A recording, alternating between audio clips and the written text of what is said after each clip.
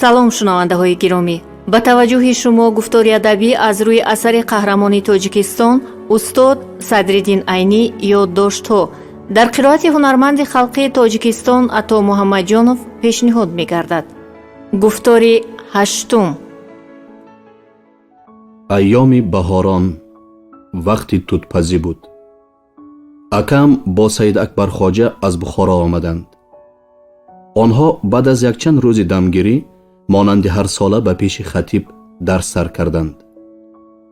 Саид Акбар Хоҷа ки аз калонгирӣ ба одамҳои калон ба зур гап мезад, бо ман ёри бозӣ шуда монд.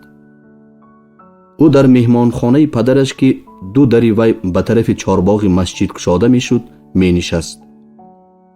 ҳар вақт ки ман аз мактаби духтарон баромада ба тарафи ҳавлӣ меомадам, ҷиғ мезад, ба ман бозичаҳо сохта медод ва аз аҳволи мактаб ва аз чӣ гуна хондани баъзе духтарони ҳамсоя гап мепурсид.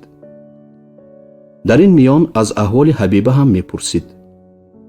ман бо софдилии кӯдакона ба ҳамаи саволҳои ӯ ба қадри дониши худ ҷавоб медодам.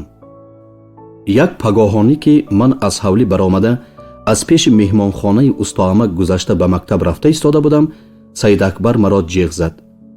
ӯ одатан маро дар бозгашти мактаб ҷиғ мезад. имрӯз бархилофи одати худ дар вақти рафт ҷиғ зад.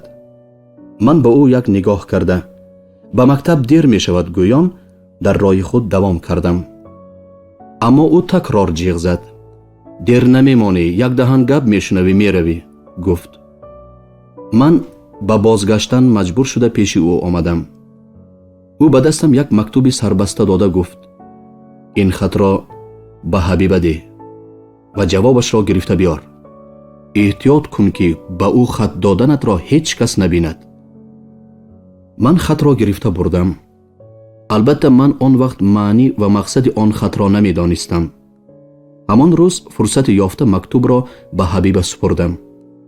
ӯ мактубро аз дастам гирифта ба тарафе рафт ва баъд аз чанд фурсати баргашта омад. чашмонаш аз оташи ғазаб медурахшиданд. лабонаш монанди вараҷа гирифтагон меларзиданд.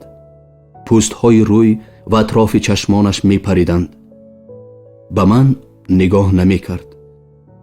лекин ман ҳанӯз чӣ будани масъаларо нафаҳмида будам ва ба нияти ӯро ба ягон кори дигар машғул карда, аз фикре ки ӯро ба ин аҳвол андохтааст баровардан мехостам.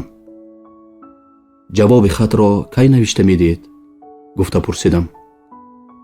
ӯ дар ҳолате ки оташи хашми чашмонаш аз аввала ҳам зиёдтар гардида буд, ба ман нигоҳ карда аз ҷояш хист. инҷо биё. гӯён маро аз дунболи худ гирифта бурд. ӯ рост ба роҳрави ҳавлӣ рафта, аз он ҷо ба тарафи ҳавлии говбандӣ гузашт. ман ҳам аз дунболи ӯ ба он тараф гузаштам. ӯ дар он ҷо кафшашро аз по кашида, ба саргини гов олонда ба пеши ман бо ғазаб партофт. ана ҳамин кафшро бурда ба даҳони нависандаи ин хат зан ва ҷавоби хататон ҳамин будааст гӯй. албатта ман он кафшро гирифта набурдам. лекин дар бозгашти мактаб, дар вақте ки Саид Акбар маро ҷиғ зада чӣ шудани хаташ ва ҷавобашро пурсид, ҳикояти кафшро гуфта додам. Саид Акбар оташин шуд. вақте ки ӯ барои гап задан даҳон кушод, аз даҳонаш пеш аз сухан кафк мепарид. ӯ аз шиддати ғазаб забонаш гирифта ҳабиба ку як духтари аҳмақи сабукпо будааст. ту бо қитти ҷонат ҳар ки ӯ хӯрдааст шарм накарда, начаконда оварда ба рӯи ман мезанӣ? гӯён кашидаву кушода як торсакӣ ба рӯи ман зад. ман аввал тааҷҷуб кардам, баъд оташин шудам ва баъд аз он хандаам гирифт. тааҷҷуб кардам барои ин ки ман ба бадали хизмати хатбардории худ ин гуна музд мегирам гуфта ҳеҷ наандешида будам. оташин шудам чунки он ҷазо тамоман ноҳаққона буд. хандаам омад чунки ӯ дар сухани худ ҳар фалоне ки ӯ хӯрдааст ту шарм накарда, начаконда оварда ба рӯи ман мезанӣ гӯён худашро ҳақорат карда буд. албатта ман аз ӯ кинаи сахте дар дили худ гирифтам. лекин ман аз вай ниқор гирифта наметавонистам, чунки ман як бачаи хурдсол, ӯ як ҷавони пурқуввати калонсол буд. ночор сабр кардам то фурсати интиқомгирӣ расад. این فرصت هم به زودی رسید.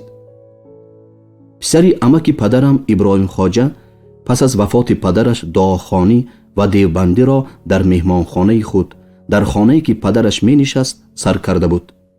روزی به پیش او از دهه دیوانه را آوردند.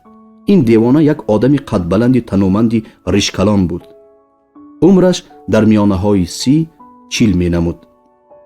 ابراهیم خواجه با پای آن دیوانه اشکل انداخته قفل کرد و نوک زنجیر اشکل را از تگ سنج مهمانخانه گذرانده به ستونی که در میانه آن خانه بود بست. دیوانه در روی صوفه مهمانخانه می نشست یا راست می استاد، به جای دیگری حرکت کردن نمی توانست. اصول دعاخوانی ابراهیم خواجه برای دیوانه ها مانند اصول ایشانان دیگر بسیار ساده بود. او به دیوانه در یک شب و روز غیر از یک پارچه نان قاق که برابر کف دست آدم می آمد دیگر چیزی برای خوراک نمی داد. غیر از این هر روز 2 بار پگاهانی یا بگاهانی پشت دیوانه را برهنه کرده قمچین کاری می کرد. قمچین زنی ابراهیم خواجه هم مانند ایشانان دیگر ناشمار و تا مانده شدن دست خودش بود. دیوانه به هر کسی که به نظرش از دور می نمود یا از پیشش می گذشت زاری کنان چی می شود که برای خدا به من یک دهان نان دهیتان، آخر من هم بنده خدا، یک جانزاد را از گشنگی کشتن درست نیست، به حال من رحم کنیتان می گفت و گریه می کرد. دل من به حال او بسیار می سوخت. هر وقت نان خورم یک پارچه‌اش را به او می دادم. هر روز یک کف غولونگ یا توتمویز را از وی دریغ نمی داشتم. کم کم دیوانه به من اونس گرفت. من از او نترسیده در پیشش می نشستگی شدم. من از او حرکت‌های دیوانه‌وارانه نمی دیدم. فقط او بعضی گپ‌های غلطی می زد که آن سخنان وی را از دیوانگی زیادتر به شوخ‌خوریگی حمل کردن بهتر بود. مثلا او بسیارتر راست ایستاده با آفتاب گپ می زد. خلاص کردن خود را از وی می پرسید و از او زاری کرده می پرسید که وی را خلاص کرده به پیش خود برد تا که این هم مثل او در آسمان آزاد پریده همه روی زمین را تماشا کرده گردد. دیوانه یک روز به من گفت چی می شود که با امک ایشانت گوی هیچ نباشد روزی یک بار مرا سر دهد. من چارباغ مسجد را یک گردش کرده آیم. من قول می دیم که نمی گریزم و خودم آمده اشکل را با دست خود به پایم انداخته می خوابم. اگر تو همین نیکی را در حق من کنی من آفتاب را گرفته به تو می دیم که سوار شده همه جا را تماشا کرده می گردی. در همین وقت نظرم افتید که سید اکبر خواجه از مدرسه چه برآمده به طرف حولیش می آمد. من در دل خود گفتم فرصت انتقام رسید و به دیوانه او را نشان داده گفتم ایشان تو را سر دادن خواست اما همین آدم نماند.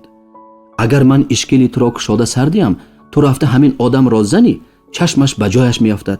من بعد به بسته ماندن تو دلالت نمی کند.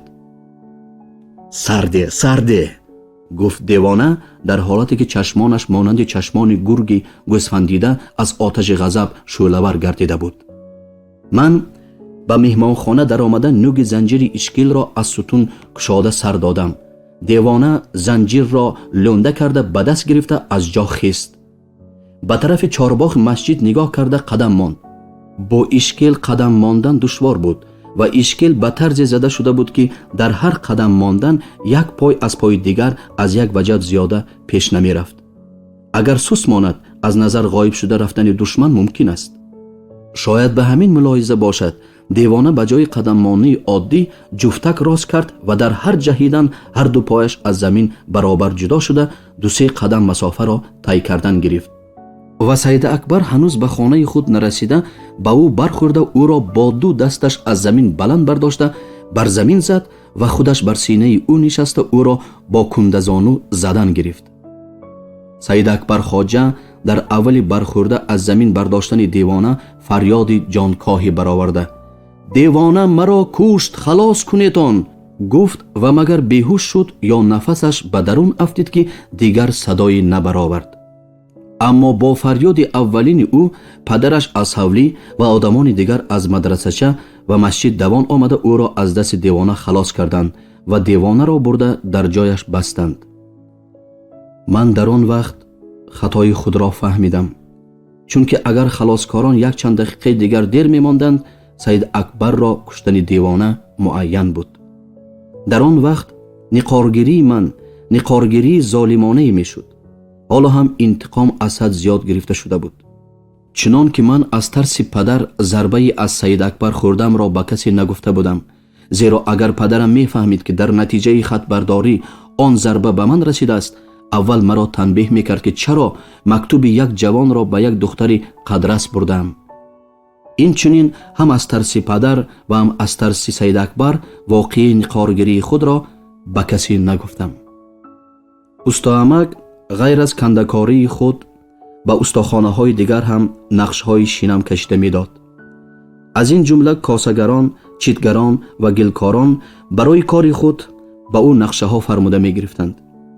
ӯ барои косагар ё читгар дар коғаз нақшаҳои муносиб мекашид ва атрофи ҳар гул ва нақшро сӯзан мезад.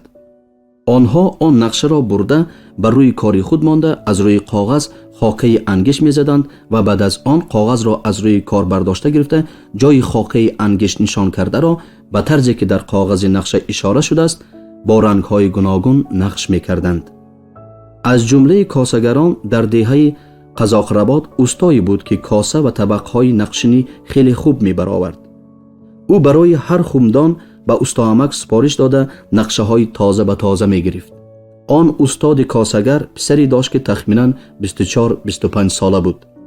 ӯ дар вақти хурдсолиаш аз дарахт ғалтида як пояш шикаста будааст ва дар натиҷаи нодуруст бастани шикастабанд пои чапаш аз пои росташ 2 ангушт кӯтоҳ шуда монда буд. ӯ дар пиёдагардӣ бисёр душворӣ мекашид, бинобар ин ҳамеша савора мегашт. ӯ ҳар ҳафта як бор ба пеши устоамак омада нақшаҳо сипориш карда рӯзи дигар омада нақшаҳои тайёршударо гирифта мебурд. аммо дар рӯзҳои охир нақша сипоришкунии ӯ зиёд шуд. ҳар рӯз омада сипориши нав медод ва баъзан шабона инҷо монда нақшаро тайёр кунонда саҳарӣ мебурд ва бозгашт омада боз нақшаи дигар сипориш мекард. ҳама аз бисёр нақша сипоришкунии ӯ дар ҳайрат монданд. устоамак мегуфт: косагарони муқаррарӣ дар ҳар сол як бор барои коса ё нақша ва барои табақ ё нақша ҳамагӣ 2 нақшаи нав мегиранд. косагарони номдор дар ҳар хумдон барои коса ё табақ як нақша мегиранд. аммо ин косагари қазоқработӣ дар рӯзҳои охир чунон нақшаи нави бисёре аз ман бурд ки қариб дар ҳар дона табақ ва ҳар дона коса як нақшаи нав мерасад. дар ин сурат коса ва табақи сафолини ӯ аз косаву табақи чинӣ 10 чанд қимат меафтад. намедонам ин усто барои чӣ ин корро мекарда бошад. лекин дар он рӯзҳо воқеае рӯй дод ки аз ҳама пештар сабаби бисёр нақша сипориш кардани писари косагари қазоқработиро ман фаҳмидам. он воқеа ба ин тариқа рӯй дода буд.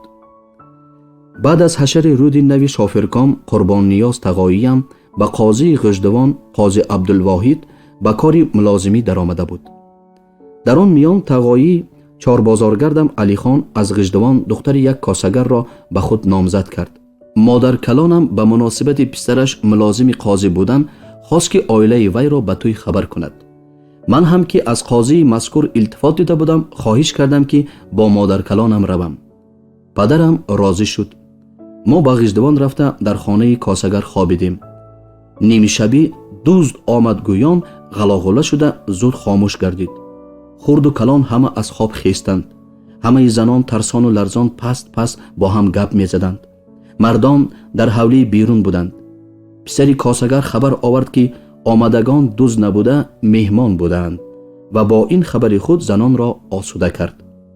пагоҳонии барвақт модаркалонам дастархонашро бардоронда ба қозихона рафт.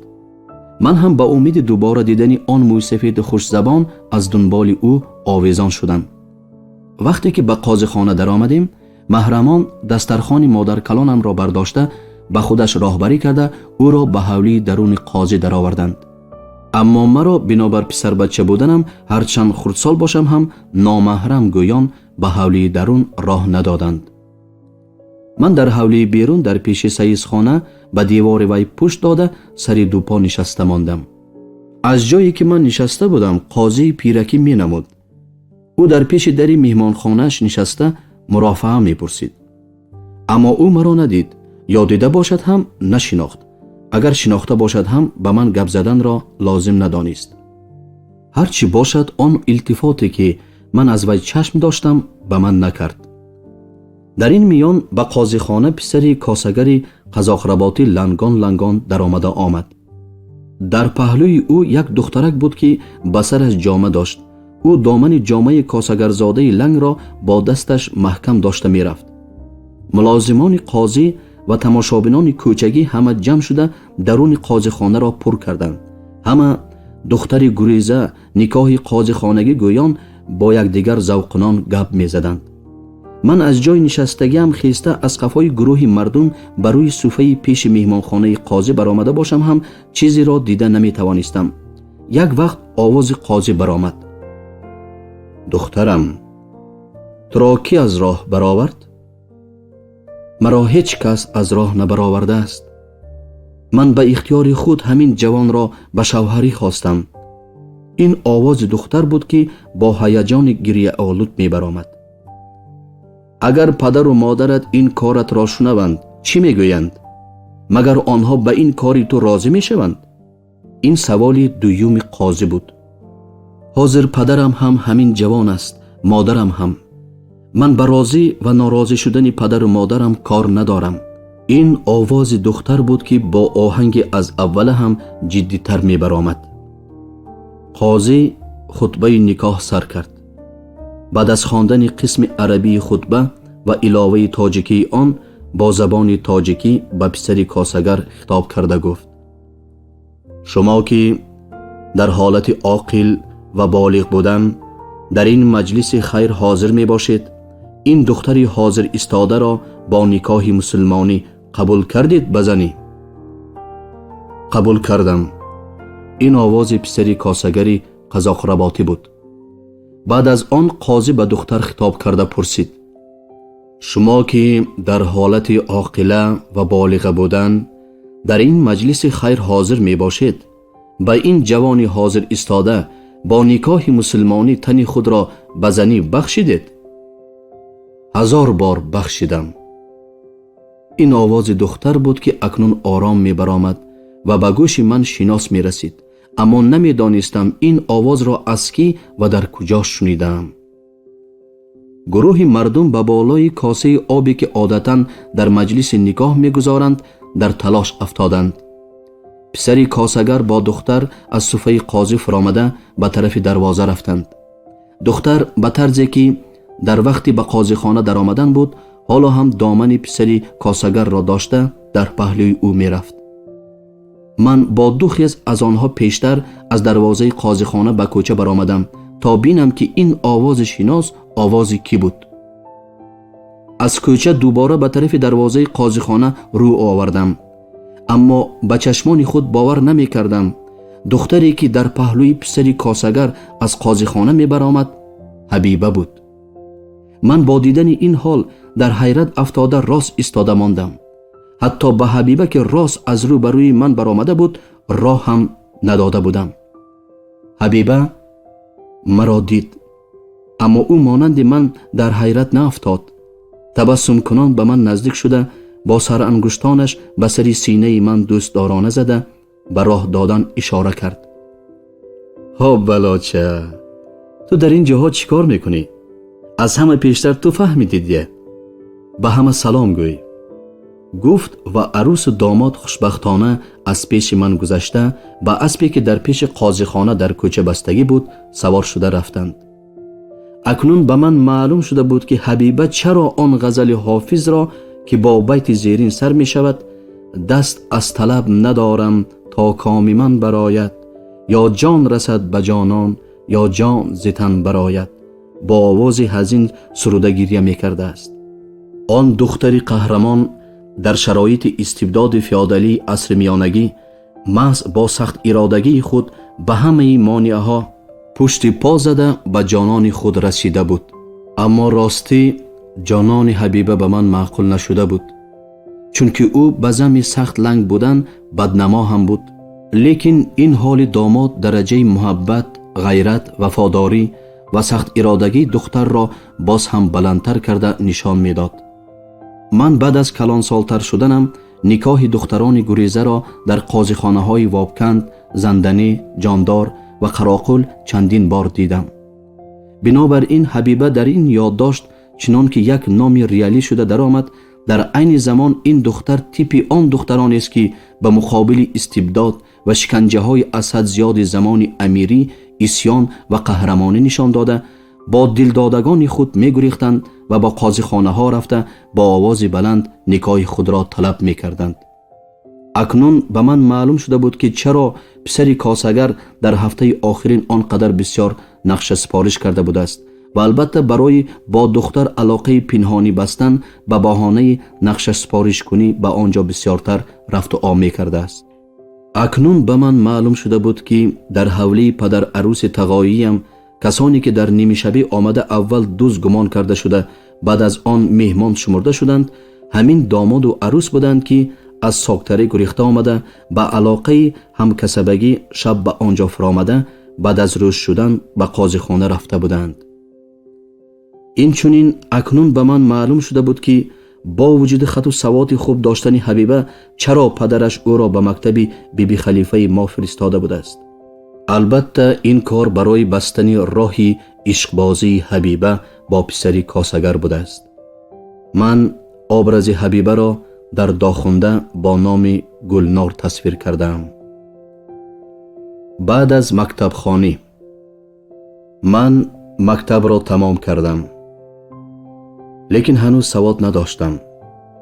چیزهایی را که در مکتب خوانده بودم و از همان کتابی که از وی خوانده بودم خوانده می توانستم، اما کتاب ناخوانده ام را و چیزهای خوانده ام را از کتاب دیگر خوانده نمی توانستم. با وجود این پدرم مرا در پیش امام دیهه به درس خوانی ماند. من در پیش خطیب دیهه اولی علم نام یک کتابچه تاجیکی که در وی چیزهای دینی و طرز سوال و جواب بیان یافته است سر کردم و بعد از تمام کردن آن که تخمینا در یک ماه به انجام رسیده بود بدان نام کتابچه را سر کردم. بدان در زبان تاجیکی بوده در وی صرف عربی بیان می یافت، لیکن من از هر دوی این کتاب ها هم چیزی درست نمی فهمیدم و با فرمود استاد خود توتیوار تکرار کرده از یاد می نمودم. برای از درس به درس گذشتن شرط همین بود که من باید به هیچ سکته خانی و زبانگیری درس گذشته را در پیش داملا خوانده دهم. اما از آن عباره های تاجیکی که با مثال های عربی آمیخته بودند چی فهمیدنی مرا نه داملا می پرسید و نه خود فهمیدنی معنی آنها را لازم می دانستم و حال آن که اولی کتابچه بدان با کلمه بدان سر می شود. در روز اولی سر کردن این کتاب داملا یک چند سوال و جواب را که به اولی این درس آید است یاد کننده بود.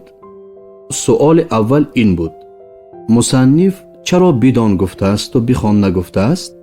جواب: زیرا خواندن لازم ندارد دانستن را، اما دانستن لازم دارد خواندن را. بنابراین مصنف بدان گفته است و بخوان نگفته است. البته من در آن وقت معنی این سوال و جواب را نمی فهمیدم. عجابت در این است که آن داملای مرحوم من هم مقصد عملی آن سوال و جواب را نمی فهمید یا فهمت هم آن مقصد را به درسهای من تطبیق نموده از دانستن و ندانستن من چیزی نمی پرسید. از این هم عجیبتر این بود که پدرم با همه آن دقتکاریش از دانستن و ندانستن آن درس ها نمی پرسید. فقط هر شب مرا تاکید میکرد که درس هایم را شرراسی از یاد کنم تا که فردا به پیش داملا شرمنده نشوم. بعضا پدر درس هایم را از یاد خواننده گوش میکرد.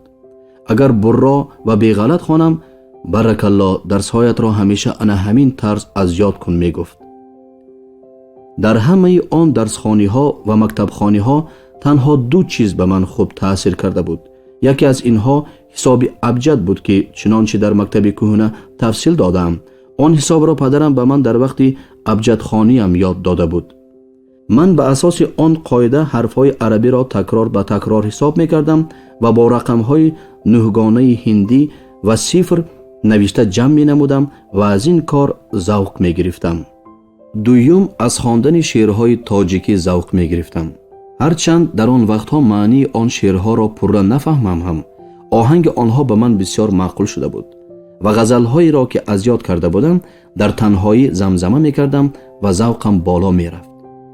хусусан он шеърҳое ки ҳабиба маънии ишқии онҳоро ба ман фаҳмонда ва махсусан он ғазалҳое ки он духтар дар мактаб бо овози ҳазин монанди созандагон хонда буд ба ман бисёр таъсир мекарданд. дар вақте ки ман он ғазалҳоро дубора мехондам ҳамон ҳолати ҳабиба ба пеши чашмам омада маро ба як кайфияти маҳзунонаи гуворо меандохт ва дар паси он воқеаи ба ҷонон расидани ҷони ҳабиба ба ёдам меомад.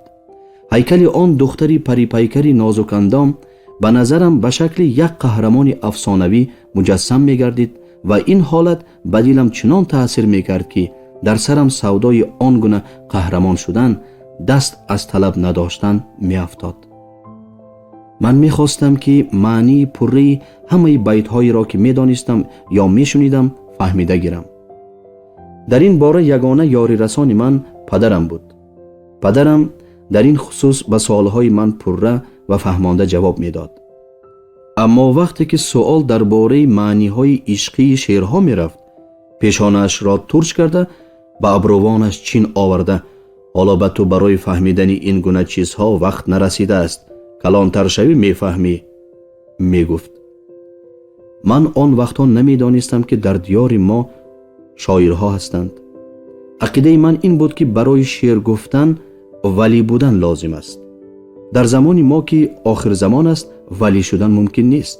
бинобар ин шеър гуфтан ҳам мумкин нест. ин ақида ба ман аз биби халифа муаллимаи мактаби духтарон талқин шуда буд. аммо дар он вақтҳо ҳодисае рӯй дод ки ин ақидаи ман зеру забар шуд ва ман дар замони мо ҳам мумкин будани шеъргӯиро фаҳмидам. он ҳодиса ба ин тариқа рӯй дода буд. рӯзе падарам барои намози пешин ба масҷид рафт ва зуд баргашта омада дар роҳрави ҳавлӣ истода маро ҷиғ зад ва зуд биёгӯён шитобкорона баргашта рафт. ман ҳам аз дунболи ӯ давидам. ӯ дар ҳавлии берун маро бардошта ба болои девори похсаи пастак ки ҳавлии моро аз чорбоғи масҷид ҷудо мекард гузошт ва худ ба паси девор рост истода ба ман гуфт: ҳозир аз мадрасача домулои акаат мебарояд. нигоҳ карда исто, ман ӯро ба ту нишон медиҳам. дере нагузашта аз мадрасача ду кас баромад.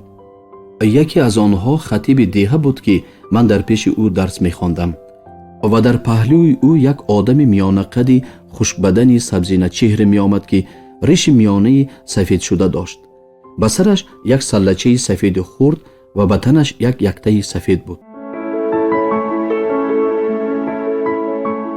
шунавандаҳои гиромӣ, шумо гуфтори адабиро аз рӯи асари қаҳрамони тоҷикистон устод Садриддин Айнӣ ёддоштҳо дар қироати ҳунарманди халқии Тоҷикистон Ато Муҳаммадҷонов шунидед. анҷоми гуфтори ҳаштум. коргардони овоз Ҳалима Насибуллина, танзимгари овоз Карим Толибов, муҳаррир Шукруллоев. гуфтор соли 1978 сабт шудааст.